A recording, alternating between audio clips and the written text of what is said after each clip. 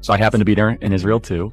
And so I was on a pilgrimage with my mom in Israel, and I turned around and I saw someone who looked super familiar. Let everyone see what true evil is. This is something that could impact a generation and generations to come. Does anyone else think this is Erika Kirk putting in fake tears into her eyes? Y'all, this Erika Kirk Israeli honeypot story just got way more sinister. On social media, a lot of people are saying that Erika's mask is finally cracking. Because this time, it was Charlie Kirk's sister who leaked text messages that, according to her, should never have been made public. And those messages have turned the entire story of Charlie and Erika's seemingly destined marriage upside down. According to what was leaked, Charlie never knew who the woman he married was. He used to believe that they were arranged by fate, but now everything seems to have been arranged by someone else. Some say Erika was not just there to fall in love, but to build an image, attract sponsors, and control the narrative around Turning Point USA. The honey trap theory about Erika is spreading at a dizzying pace. Some allegations also suggest that she had deep connections to international intelligence and sponsor figures, people who are said to have pressured Charlie in the months leading up to the fateful event. And now, the scary thing is not what we know, but what is still hidden. The Erika Kirk rabbit hole seems to go much deeper. Do people really believe that Erika Kirk's job interview, dating, and marriage were just a series of coincidences? In her own words, nothing is a coincidence. And now, the latest leaked text messages, allegedly from a private family conversation, are making waves on social media.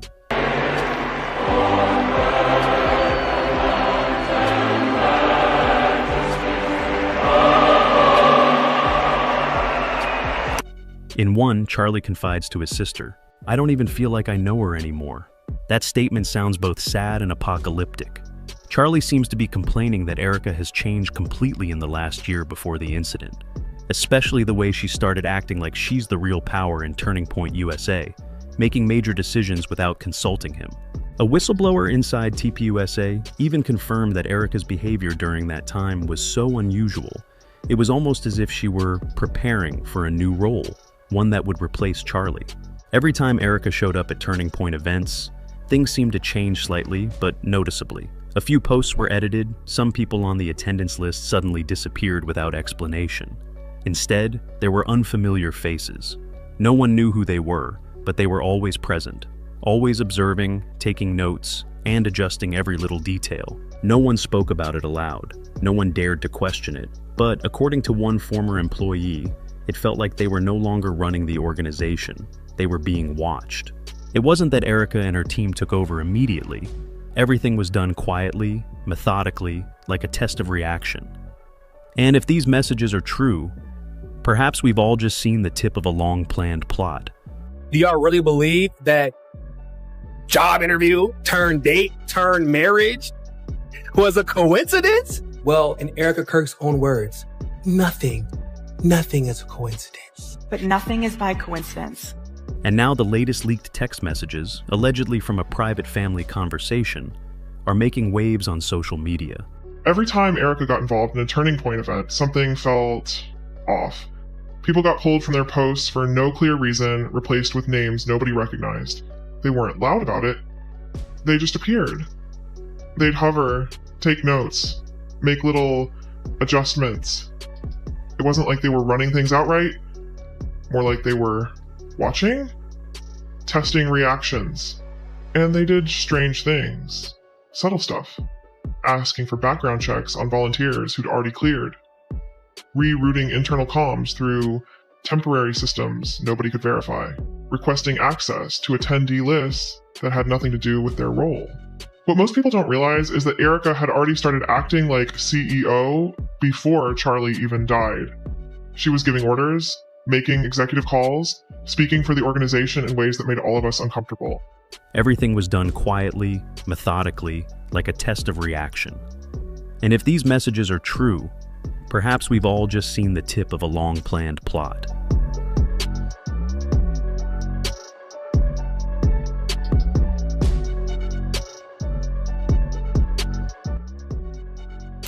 The way you are treating me is so repulsive. I have text messages, Megan, calling me an anti-Semite. my moral character is now being put into question, Megan. Not my decisions, not like, hey, are you doing this? Is it smart or is it dumb? But no, I am a bad person if I do this. That's the story from a former Turning Point USA insider, and it opens another layer of smoke around the relationship between Charlie and Erika Kirk. According to what's been circulating, Charlie was under tremendous pressure from some of TPUSA's powerful donors. People who allegedly pressured, even threatened him, because he wanted to bring the organization back to the path of transparency. Meanwhile, Erika, his wife who seemed to be standing by his side, began making executive decisions, calling, directing, and gradually pushing him out of the organization he founded. And it was at that point that things began to take a darker turn. Many insiders began to suspect that this might have been a long-planned affair, and that Erika was not just Charlie's partner, but a deliberately planted strategic factor, someone tasked with reporting to the forces that funded and manipulated the organization. The question is, where is the real evidence? First, let's look back at the fateful story of their first meeting. The official story the public has ever heard is, Charlie and Erika first met in 2018 in New York City, at a business dinner at Bill's Burgers. People thought it was a normal interview, but when you look back at the account, the details start to make you think. I was invited to Bill's Burgers, and I thought it was a business interview, Erika says. We sat down, and he grilled me for 3 hours. Sounds normal enough, until you realize that Erika had no public profile in the political communications or executive fields at the time. No one knows who arranged the meeting. No one knows why an outsider had direct access to Charlie Kirk, one of the most protected figures in American conservative politics. From there, a series of theories began to emerge. Some say the interview was not a coincidence, but the first step in a larger plan, one to build trust, infiltrate, and ultimately control. And now, looking back at the entire timeline, from the New York dinner to the quiet changes within TPUSA to the moment Erika took over after the incident, it all seemed meticulously orchestrated. As one former member put it, Charlie always believed in destiny, but maybe this time, destiny was written by someone else. So we get to Bill's Burgers, and I'm there thinking it's a business interview. It started that way. Right. So we sit down, and you grill me for, 3 hours? Yeah. Easily. On philosophy, politics, Culture. Religion, culture. Economics. What else? Everything else you can imagine, he grilled me. Anything he talks about on his podcast show, he grilled me on. Pretty much. Just didn't record it. And then afterwards, he got finished with his burger, and he just sat there, and he looked at me. And he's like, you know what? I'm not going to hire you. And I was like, that's fine. I don't need this job. I'm doing plenty of other things here in Manhattan. He's like, I'm going to date you. It all began there. A seemingly random encounter, a dinner between two strangers, turned into a relationship that led to a marriage that was watched by the whole country. However, with what is being revealed today, many people believe that it may not have been so coincidental. In another interview, Erika said that before meeting Charlie in New York, she had seen him at the Tel Aviv airport during a pilgrimage with her mother to Israel. She said that at the time she had no idea who Charlie was, only that she saw a young man, escorted, who seemed familiar. But strangely, just days after returning to the US, a mutual friend, no one knows the identity, coincidentally connected them. If the theory is correct that some powerful sponsor behind TPUSA wanted to control Charlie by bringing someone special into his life, then the question is, why Erika? What was it about her that made her the perfect candidate for such a sophisticated mission? To answer, many began to look back to her family roots. Because, according to recently circulated documents, Erika's parents had deep ties to the military and intelligence. Sources close to the Kirk family say that it was Charlie's sister, Mary, who never trusted Erika, and the reason was more than just personal feelings. Mary is said to have discovered strange details in Erika's family records and activities that the public had largely never heard of. According to Erika herself in an old interview, her mother once moved to Arizona to pursue a business opportunity related to the Department of Homeland Security, DHS. She was getting involved with the government, so Homeland Security and Department of Defense. And so she had other business partners that were out here that were already in that industry, even one that was a mentor of hers. So it was really convenient to be able to come all together in one place to really have that. According to her, Her mother has a business partner who is a former security consultant who is said to have worked on a project with DHS. From there, the family quickly expanded its network of influence in the Phoenix-Scottsdale area, which is home to many private defense contractors. This has led skeptics to believe that Erika's presence in Charlie's life is not just emotional, but strategic. Because in 2018, Turning Point USA was beginning to become a major political force, and Charlie Kirk, then in his early 20s, was attracting the attention of both the media and top conservative donors. He was seen as someone who could stand on his own, beyond the control of the old forces. And if anyone wanted to keep him in line, the easiest way was not to confront him, but to approach him. Smart, charming, well-educated, with a background in national security, Erika had it all. One media analyst once commented, "If someone wanted to influence a figure like Charlie Kirk, they wouldn't pick someone who was brash or openly confrontational. They'd pick someone he could trust, someone who would make him lower his guard." And indeed, over time, in less than 2 years, Erika went from being an outsider to being the central face of TPUSA. She appeared at internal events, appeared in promotional videos, and gradually gained access to high-level meetings. To the public, it was the image of a supportive wife. But to those who worked with them, it was a subtle, slow, and deliberate shift in power. A former TPUSA employee shared, "When she showed up, the energy in the room changed. People started waiting for her input rather than Charlie's. And when someone can make an organization behave like that..." Charlie would try to intervene and she'd just talk over him, like he didn't even matter anymore. And then, just days after he died, they announced her as the new CEO. Like she was some kind of savior stepping in during a tragedy. That didn't sit right with anyone who'd been there. You know something is going on. Looking back today, many say it all began not with a dinner in New York, but with a fleeting moment in Israel, where a brief glance set off a chain of events that changed the trajectory of a political movement. Some believe it was fate. Others say it was a plan constructed with almost military precision. And as the pieces of the puzzle continue to be revealed, from Erika's family ties to the intelligence community, to her rapid rise within TPUSA's power structure, to her eventual rise to power after Charlie's demise, one question haunts everyone. Was this really a love story, or a sophisticated operation disguised as romance? Because, if all these theories are correct, then the destiny Charlie Kirk believed in all his life may never have been destiny at all, but a script that was pre-written, line by line, step by step, long before he even realized it. Erika Kirk has always told a simple story about her family, that her mother was a strong, self-made woman, and that her father, Kent, had little to do with her work or her career. But as time went on, as old documents and corporate records were re-examined, that picture no longer matched the reality Erika had described. It turns out that Erika's mother, Lori, was the founder of AZ Tech International, a company operating in the fields of technology, defense, and strategic security. From its early years, the company had contracts related to data surveillance systems and digital warfare support equipment, areas that were traditionally reserved for organizations with very high levels of security. It is worth noting that, in the executive list of AZ Tech, Erika's father, Kent, is clearly listed as Director of Program Research, a position that is not only technical but also closely related to the implementation of technology projects in the defense environment. This shows that, instead of being separate as Erika once implied, her parents are actually partners in the same business network, closely coordinating in activities related to government and security.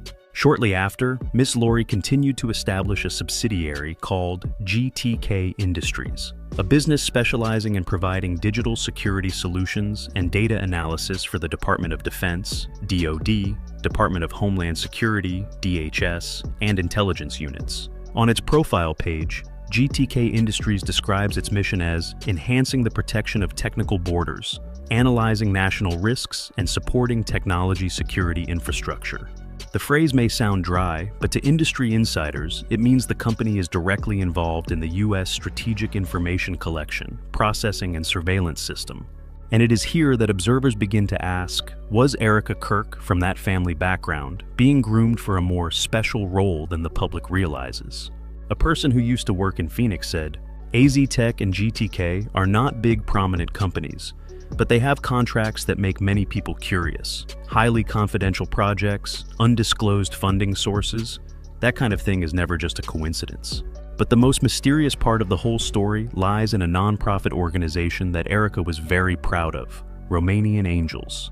According to her, it is a humanitarian organization that works with the US military to help orphans in Romania, bringing love and hope during the holiday season. In promotional videos, Erika appears with a warm voice. Our goal with the Romanian Angels Project was to show these children the true American heart during the holiday season. And what better way to do that than having our United States military personally deliver the gifts? Sounds nice and compassionate, but when independent journalists and online users began to investigate the actual location of the organization's headquarters, they realized something was amiss. According to public data, Romanian Angels operates near a US military base in Eastern Europe, a place that has been mentioned in many controversial reports about the management of orphanages and unsolved disappearances. Of course, there is no direct evidence that Erika's organization is involved in those cases. However, the geographical coincidence and the project's unclear funding source make the public question, is charity just a cover for a deeper goal? Notably, Erika's mother, Lori, was initially very active in promoting Romanian Angels. She was credited as a co-founder and main narrator of the organization's first promotional video. In the old clip, Lori smiled and talked about a philanthropic mission, about how technology can connect the kindness of Americans with the children of Europe. However, just a few years later, all traces of Lori's connection to the organization have virtually disappeared. Her name was removed from the founding profile. Articles mentioning the collaboration between AZ Tech and Romanian Angels have also been deleted. And in recent interviews, when asked, Lori simply said, "I am no longer involved in it." A former communications officer for the project recalled, "I remember Lori being very proud to talk about Romanian Angels. But then one day she said, we should keep it quiet. No one asked why, but everyone knew something had changed her mind." The question is, why would someone who once boasted about her humanitarian mission suddenly cut all ties with the project she helped found? Was there something going on behind the scenes? An incident? A media incident? Or some sensitive connection that she did not want to make public? Many believe that Romanian Angels may be just one part of a larger network run by Erika's family, where technology, defense, and humanitarian work intersect. Some analysts also believe that such projects are often designed to balance public image and strategic goals. While no one can say for sure, one thing is certain: Erika Kirk's family is not ordinary. They appear in positions, fields, and times that any observer must pay attention. And if all these pieces truly connect, from AZ Tech International, GTK Industries, to Romanian Angels, then Erika's story is no longer simply the story of a powerful woman.